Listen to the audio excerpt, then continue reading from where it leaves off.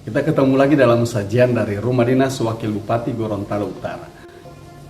Sebuah prosesi yang sangat vital bagi kehidupan manusia, khususnya kaum muslim dalam hubungannya dengan Tuhan. Sebelum itu saya ingin menguraikan bahwa bahasa Gorontalo yang secara umum untuk mengadopsi bahasa-bahasa dari luar Gorontalo ada satu pola, yaitu hanya sekedar menambahkan huruf i, misalnya ember, emberi, loyang, loyangi. Dalam hukum Islam misalnya ada wajib membayar zakat, maka dalam bahasa Gorontalo tinggal ditambahin zakati. Dan itu pola secara umum walaupun tidak semua. Puasa tetap puasa, tapi ada khusus soal sholat atau sembayang dalam bahasa Indonesia. Sembayang identik dengan hubungan antara hamba dengan Tuhannya atau makhluk dengan kholiknya. Ada kesan yang kuat seperti itu. Tetapi bahasa Gorontalo ketika mengadopsi atau mengadaptasi sholat ini tidak menyebutnya sholati atau sembayangi. Bahasa Gorontalo tidak menggunakan pola itu, tapi dia membentuk kosakata baru atau menggunakan kosakata dalam perilaku keseharian, dalam hubungan antar manusia. Kata-kata itu diadaptasi atau digunakan untuk sembahyang atau sholat, yaitu tabiyah. Mari kita lihat dalam kehidupan sehari-hari, misalnya ketika kita mengatakan saya rindu padanya, maka kita mengatakan wa umotabi olio, mau tabi tio itu, making rindu dia itu, making sayang dia itu. Ada juga kata otabi yang berarti saya rindu.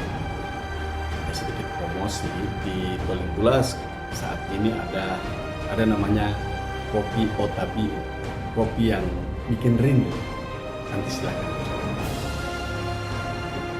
Maka yang menarik kata sholat itu disebut tabiyah. Kemudian mengerjakan sholat atau akan melaksanakan sholat juga disebut mutabiyah. Mutabiyah atau tihi atau sholat di masjid. Menurut saya ini satu kosakata yang tepat dan luar biasa dari sisi makna. Kenapa? Bahwa sholat dalam tanda petik tidak dimaknai sebagai hubungan vertikal dan tidak dimaknai dalam konteks hubungan penyembahan posisional atas bawah antara hamba dengan kholik, tetapi kepada kerinduan. Jadi artinya bahwa dengan motabia sebenarnya itu adalah sebuah prosesi untuk melepaskan kerinduan dengan Tuhan. Maka menurut saya ini sangat luar biasa dan dalam maknanya. Ini mestinya kalau konstruksi bahasanya seperti itu, berarti sholat itu adalah sebuah prosesi atau sebuah perjumpaan spiritual karena kerinduan makhluk dengan Tuhan. Karena itu implikasinya tentu saja tabiyah itu mestinya dalam keadaan hati yang betul-betul senang, betul-betul gembira, betul-betul tulus dan ikhlas. Karena tabiyah itu adalah sebuah prosesi kerinduan itu sendiri. Nah, kalau begitu kita bisa melihat mestinya dengan konstruksi bahasa seperti itu, kekuatan spiritual dari sholat itu menjadi sangat luar biasa. Sholat itu sendiri, kalau saya dengar dari ahlinya atau saya baca dari ahlinya, bahwa sholat itu lebih kepada doa dan mengingat. Tetapi tabiyah, menurut saya kalau kita membentuk sebuah medan makna, jadi ada makna terdekat, ada makna terjauh, maka ada pusat makna. Jadi kalau sudah orang itu misalnya sudah rindu pada spektrum makna yang sangat kuat seperti ini, seperti kerinduan, berarti di dalamnya mengandung rasa sayang, rasa cinta, rasa ingin selalu bersama. Dan dalam 5 waktu kerinduan kita itu terobati dengan sholat. Jadi ada hubungan yang sangat luar biasa. Dalam konteks ini kita melihat orang Gorontalo juga mengatakan bahwa Tio di Polotabi, dia belum sholat karena Tio dong mau tabi loh namanya.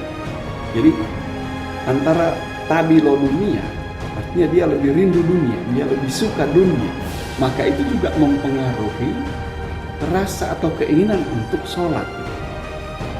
Dari momentum tabiat inilah kemudian kedalaman rasa akan membawa kita kepada misalnya ketika mengangkat takbir dengan penuh rasa Allah.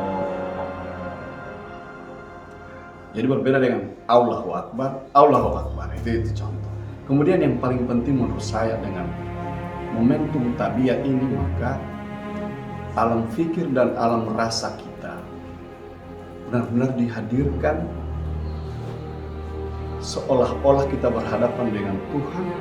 Dan menurut saya instrumen yang paling tepat, karena kita tidak memiliki Allah tidak punya Allah tidak hadir secara eksistensial, tapi ada simbol-simbol yang dihadirkan, diajarkan kepada kita. Misalnya ada konsep Baitullah, ada konsep Ka'bah sebagai Baitullah, sehingga proses penghadiran rasa itu bukan hanya kita mengarah ke kiblat, ke arah barat, tapi juga seolah-olah kita hadir di depan Ka'bah, bahkan di dalam Ka'bah. Alam rasa itulah yang dalam proses tabiat itu mestinya hadir sebagai sebuah wujud kerinduan yang mendalam. Dari perjumpaan spiritual sebagai konsekuensi dari kerinduan yang luar biasa kepada Tuhan, maka implikasinya kerinduan itu berubah menjadi energi positif yang luar biasa dalam kehidupan sehari-hari yang berwujud kebajikan kepada sesama, kebajikan kepada alam semesta, kepada kemanusiaan. Inilah kemudian yang menjadi energi dan tersimbolkan kepada amar ma'ruf nahi munkar. Inna salata tanha 'anil fahsya' wal munkar. Bahwa sholat itu sesungguhnya mencegah perbuatan keji dan munkar. Mudah-mudahan sajian ini menginspirasi kita untuk lebih memperdalam kekuatan rasa perjumpaan spiritual kita dengan Tuhan pada saat sholat, dengan menghadirkan kekuasaan keagungannya dan meleburkan kepentingan-kepentingan duniawi dengan meneguhkan kedalaman spiritual, kedalaman rasa di dalam beribadah kepada Allah melalui sholat ini akan menjadikan kita insan yang luar biasa, menjadi hamba-hamba Allah yang luar biasa, menjadi pengabdi yang selalu dibalut oleh kerinduan pada Tuhan dari waktu ke waktu. Sampai jumpa.